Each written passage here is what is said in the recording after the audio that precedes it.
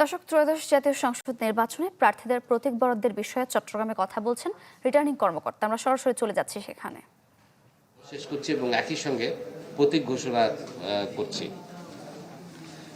প্রতীক ঘোষণার ক্ষেত্রে আপনারা জানেন আমরা যে আমাদের নির্বাচনী ম্যানুয়াল রয়েছে সেগুলো বিধিবিধান অনুসরণ করে আমরা এই প্রতীকটা নির্ধারণ করেছি। আপনারা প্রক্রিয়াটা জানেন, তো আমি এটা ঘোষণা করছি। প্রতিদ্বন্দ্বী প্রার্থীর নাম এটিএম পারভেজ, রাজনৈতিক দল গণ অধিকার পরিষদ জিওপি, বরাদ্দকৃত প্রতীক ট্রাক। আপনার ট্রাক নিয়ে যাবেন। আচ্ছা, ভিতরে আপনার কাছ থেকে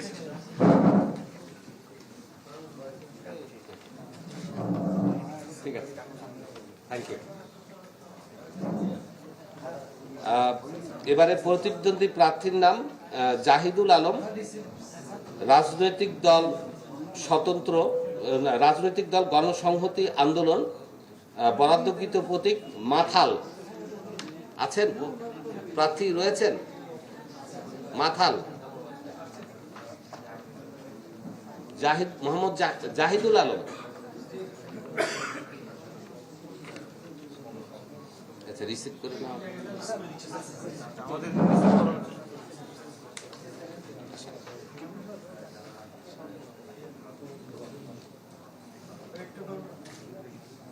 ধন্যবাদ।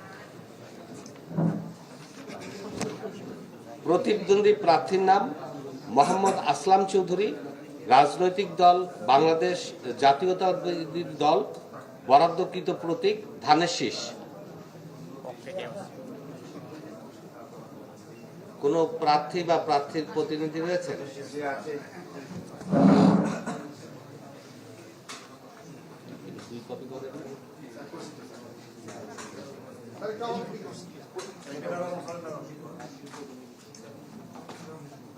ধন্যবাদ। প্রতিদ্বন্দ্বী প্রার্থীর নাম মোহাম্মদ আনোয়ার সিদ্দিক, রাজনৈতিক দল বাংলাদেশ জামায়াতে ইসলামী, বরাদ্দকৃত প্রতীক দাড়িপাল্লা। আপনারা প্রার্থী বা প্রতিনিধি রয়েছেন?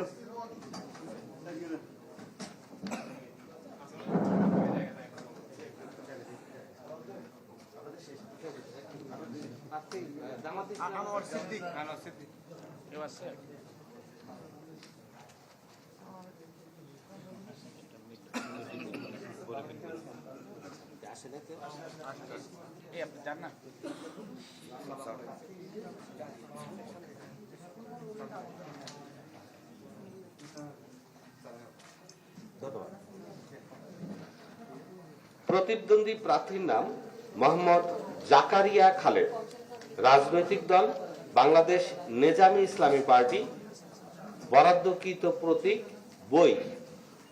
রয়েছেন প্রার্থী? দর্শক, ত্রয়োদশ জাতীয় সংসদ নির্বাচনে প্রার্থীদের প্রতীক বরাদ্দের বিষয়ে চট্টগ্রামে কথা বলছেন রিটার্নিং কর্মকর্তা। আমরা সরাসরি যুক্ত ছিলাম।